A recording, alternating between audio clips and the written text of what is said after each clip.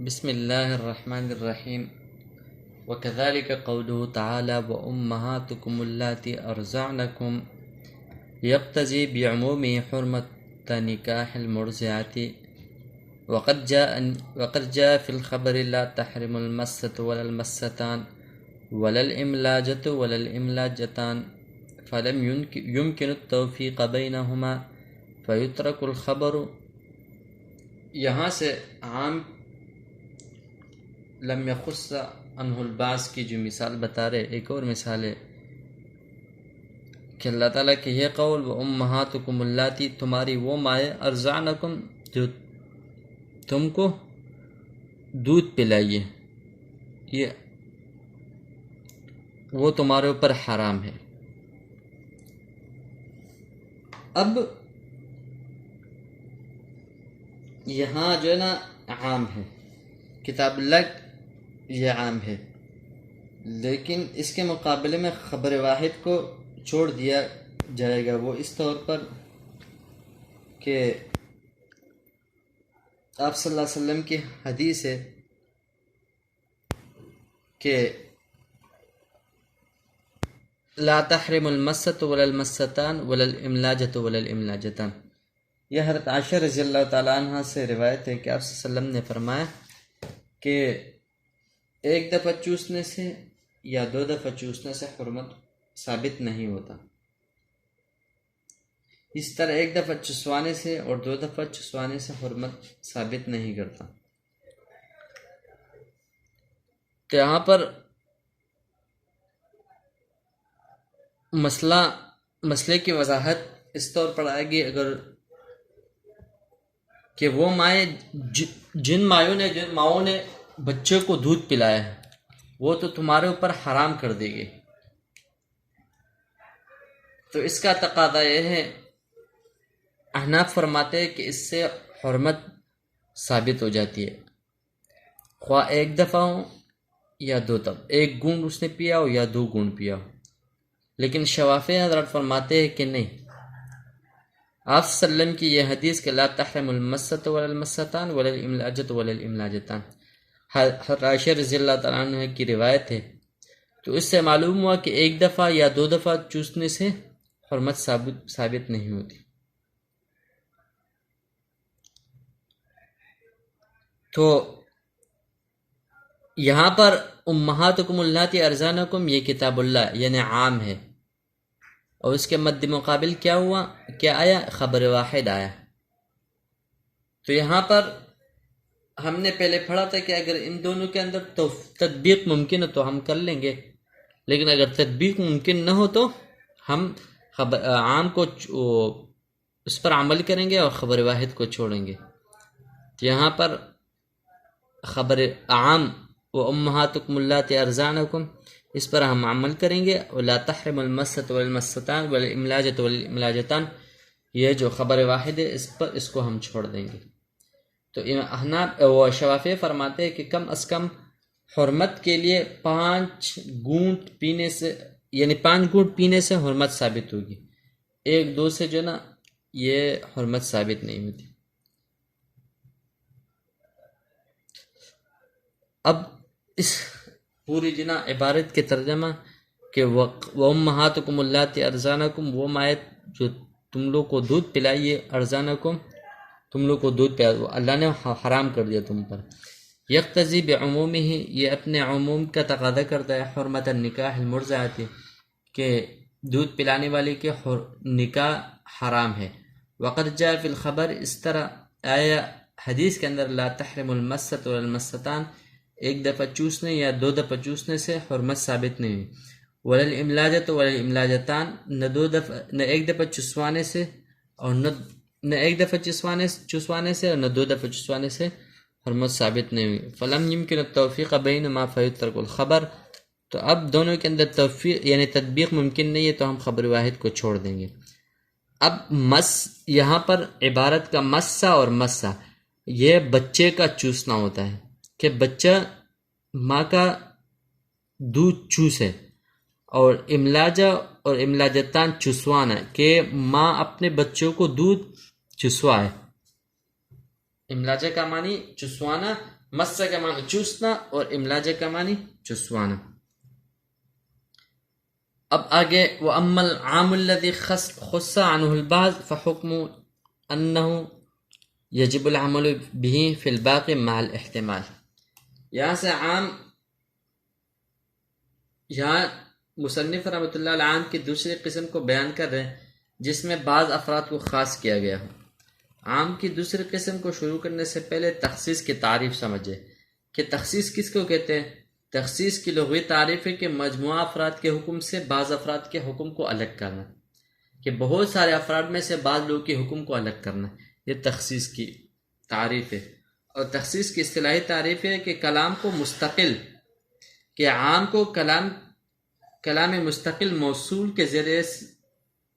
اس کے بعض افراد پر منحصر کرنا، کہ آپ نے کوئی ایسی بات کہی ہو کہ اس نے کہ تمام افراد میں سے بعض افراد کو آپ نے کیا کیا،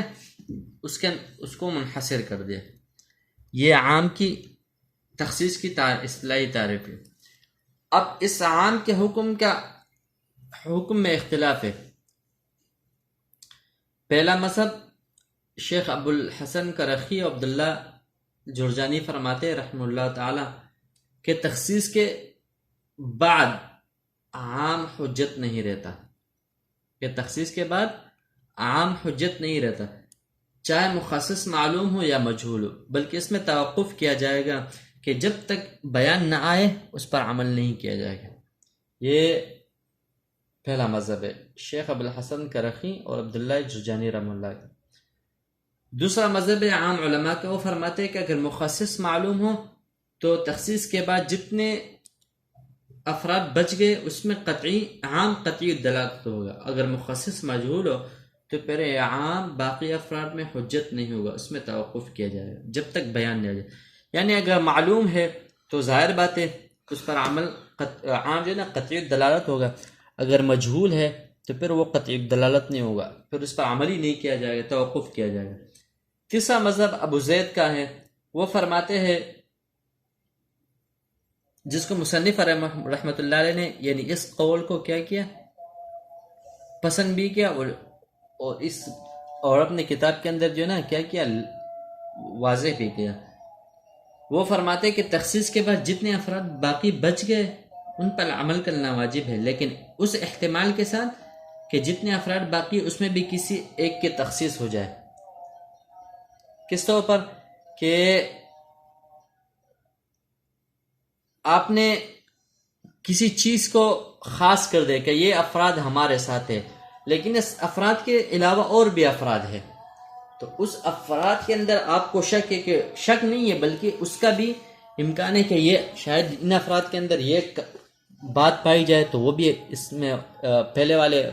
والوں کے اندر شامل ہو جائیں گے۔ تو اس احتمال کی وجہ سے وہ فرماتے ہیں کہ مصنف رحمۃ اللہ فرماتے ہیں کہ جتنے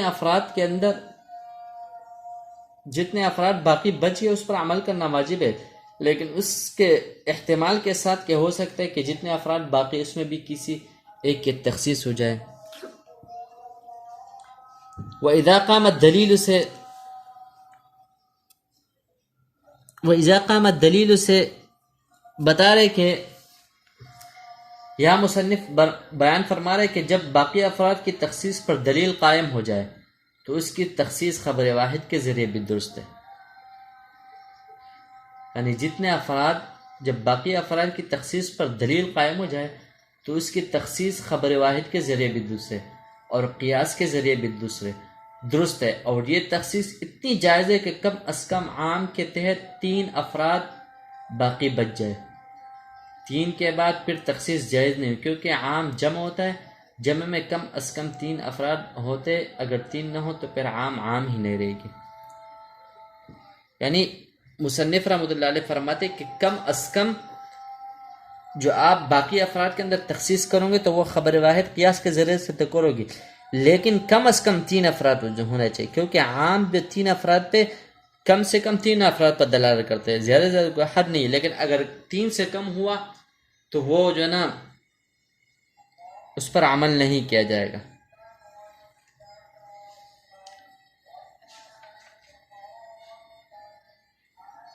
وَإِنَّمَا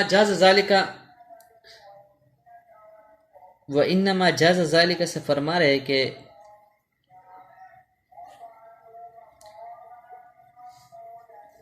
جب ایک دفعہ تخصیص ہو جانے کے بعد عام کی تخصیص خبر واحد یا قیاس کے ذریعے اس لیے جائز ہے کہ جو مخصص ہوگا دو حال سے خالی نہ ہوگا، معلوم ہوگا یا مجہول، یعنی جو افراد عام سے نکالے گئے معلوم ہوں گے یا مجہول۔ اگر وہ افراد مجہول ہے، مثلا یوں کہے اقتلوا بنی فلاں ولا تقتلوا بعضهم، کہ فلاں قبیلے والوں کو قتل کر دو لیکن بعض کو قتل نہ کرو، اس میں مخصص لا تقتلوا بعضهم کا جملہ ہے۔ اس صورت میں قبیلے کے ہر فرد میں یہ احتمال باقی ہے کہ وہ عام کے حکم کے تحت داخل ہو اور اس کو قتل کیا جائے، اور یہ احتمال بھی ہے کہ اس دلیل خصوص کے تحت داخل ہو کہ اس کو قتل نہیں کیا جائے، یعنی جب ہر فرد کو قتل کرنا بھی اس میں داخل ہے اور ہر فرد کا قتل نہ کرنا بھی داخل ہے، تو احتمال ہوا نا، تو ہر ایک میں دونوں طرفین برابر ہے۔ اب ایک طرف کو ترجیح دینی ہے، اور ترجیح دینے کے لیے ایک ضمنی دلیل بھی کافی ہوتی ہے۔